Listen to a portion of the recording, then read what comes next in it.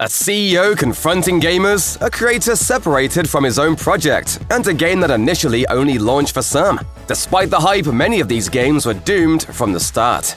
Cyberpunk 2077 lived up to its glitchy wetware aesthetics by being unbelievably buggy at launch. While many of the glitches were funny, several also blocked player progression within the main storyline. Gamers who couldn't progress quickly became frustrated, and many requested and received refunds for the game. PlayStation even delisted it from its online store until developer CD Projekt Red could get the title in working order. Considering the game had been in development for years, no one could have predicted such a disastrous release. V, my man, you made it. You blown up all over the news. In fact, the launch was so bad that lawsuits against CD Projekt Red started to roll in, with plaintiffs arguing that the developer had misrepresented the state of the game.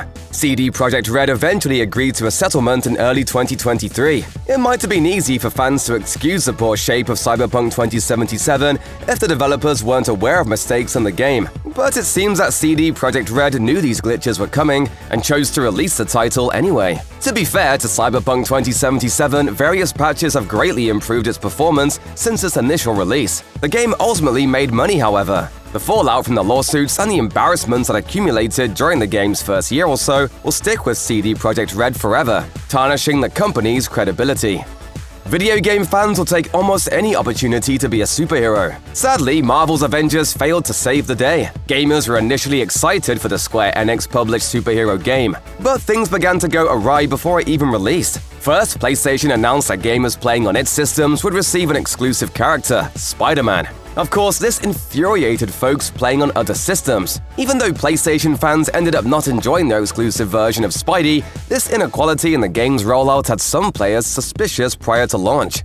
And when it did launch, that was another set of problems. Marvel's Avengers lost almost 96% of its player base within months of its debut. Gamers believed that the title had uninspired mission design, game-breaking bugs, and a lack of support from developer Crystal Dynamics. Even with updates, Marvel's Avengers never really improved, so it was no surprise when Crystal Dynamics announced that the game's final update would be in 2023.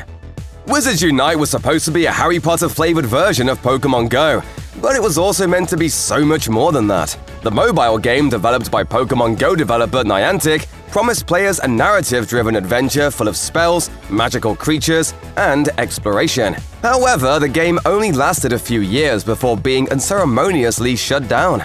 It's hard to pin down exactly why Wizards Unite was a total flop, but one reason could be money. The Wizarding game didn't bring in as much cash as its Pokémon counterparts, partially because some players didn't feel incentivized to continue playing after goals were easily met. Then again, some gamers argued that Wizards Unite was a bit too difficult and didn't offer enough of a return. For its part, Niantic explained that not all games are meant to last forever. That said, the developer's other game, Pokémon Go, has had no problem lasting. There's a reason why the steady stream of Sims games stopped after 2014, and it may have been because of the utter flop of 2013's SimCity. Previous SimCity titles managed to garner the admiration of amateurs and master architects alike, as they built and wrecked entire interactive cities. But when it came to the launch of the 2013 reboot, it was the game itself that got wrecked. The game had the ambitious aim of making SimCity bigger than ever. It was going to be 3D and free of everything that made previous games tedious or confusing.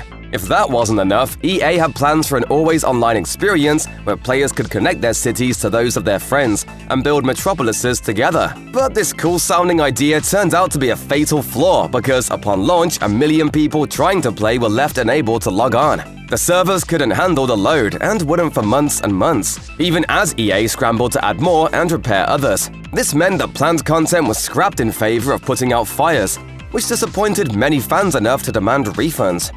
John Romero, co-founder of id Software, has had a major impact on gaming as we know it. He coins the term deathmatch and was a big influence behind historic titles like Doom, Quake, and Wolfenstein 3D. Naturally, the industry is right to have high expectations for any game he hypes up, but 2000's Daikatana didn't deliver. Romero was so confident in the time-traveling futuristic RPG shooter that the ads read, "John Romero's about to make you his suck it down."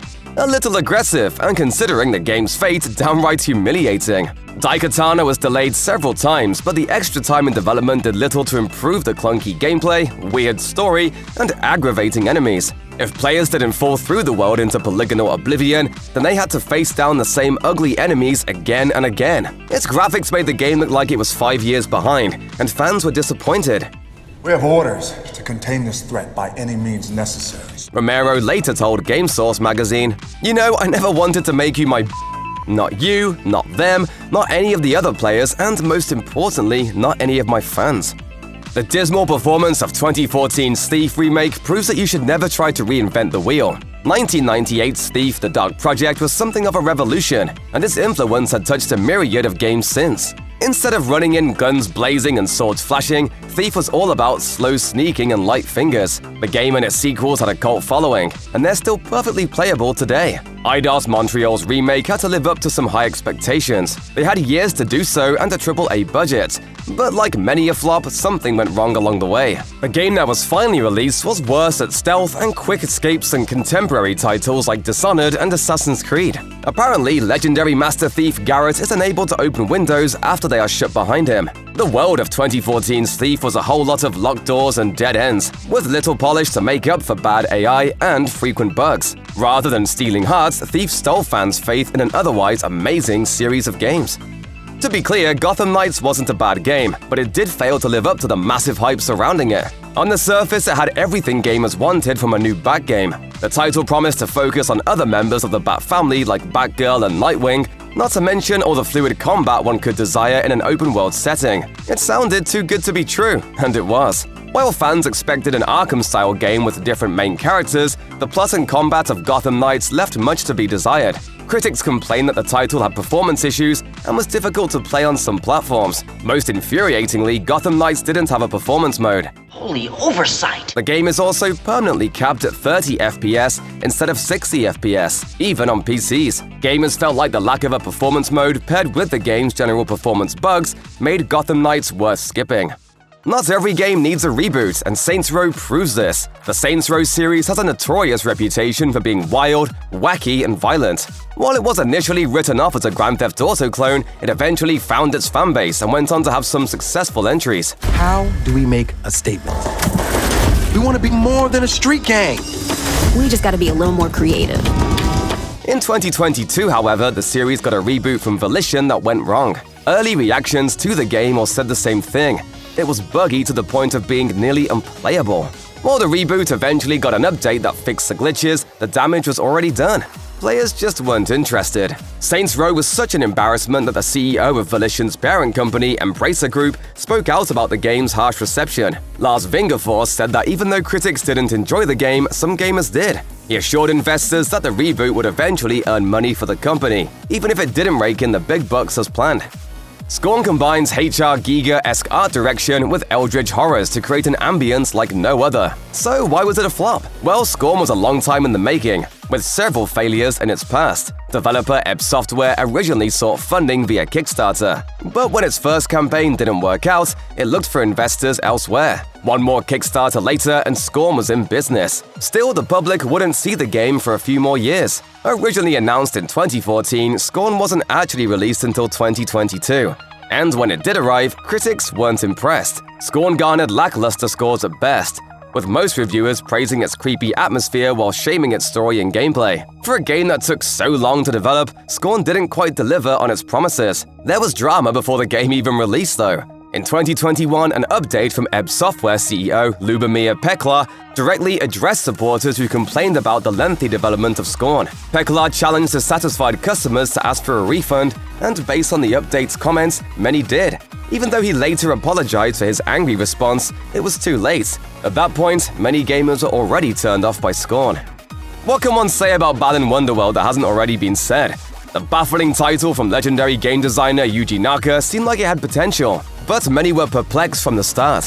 While the game embraces a colorful and chipper style, its facade hides mediocre and often frustrating gameplay. Critics said Balan Wonderworld looked and played like a game from a different time, suggesting that its dated qualities kept it from being enjoyable. Yes, it was a bad game, but it also had a series of misfortunes working against it. Yuji Naka slammed Square Enix for removing him from Balan Wonderworld development months before its release. While the creative team readied the title for its debut, Naka was allegedly barred from putting the finishing touches on the game and making sure it was fit for the public. He publicly apologized to gamers who purchased Balan Wonderworld, saying that he wasn't proud of the final version. The game also bombed because it simply didn't manage to sell. Gamers weren't sure what to make of it, and review copies of Balan Wonderworld didn't get distributed to news outlets in time for reviews to be written.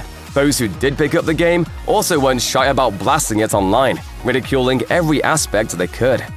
Anthem seemed to be a bit of a mess from the get-go. The game partially launched for some gamers before others, leaving many fans confused about when they'll be able to access content. But even before all of that, some players suspected that Anthem could spell the end of BioWare, as the company had seemingly sunk all of its resources into the game. While BioWare continues to develop games, Anthem sadly went dark in 2021, ending progress on a series of updates that were meant to rework the game from the ground up.